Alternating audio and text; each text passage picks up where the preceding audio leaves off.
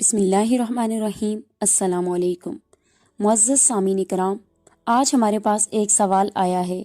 سوال یہ ہے کہ میرے والد صاحب وفات پا چکے ہیں، تو کیا میں ان کی طرف سے ان کے نام پر قربانی کر سکتا ہوں اور اس کا کیا طریقہ کار ہے؟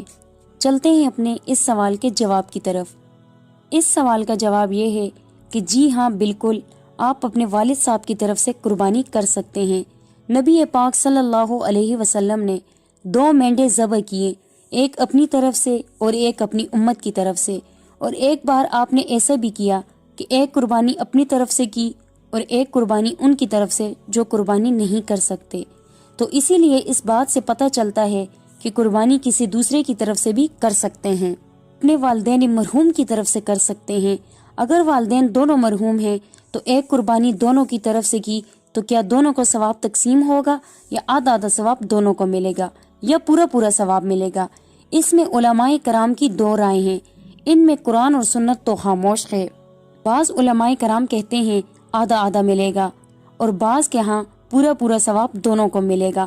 لیکن افضل طریقہ یہ ہے کہ اگر مالدار ہے تو دونوں کے لیے جدا جدا کر لے، اور اگر نہیں کر سکتے تو ایک ہی قربانی اپنے والدین یعنی والد اور والدہ دونوں کی طرف سے کر سکتے ہیں۔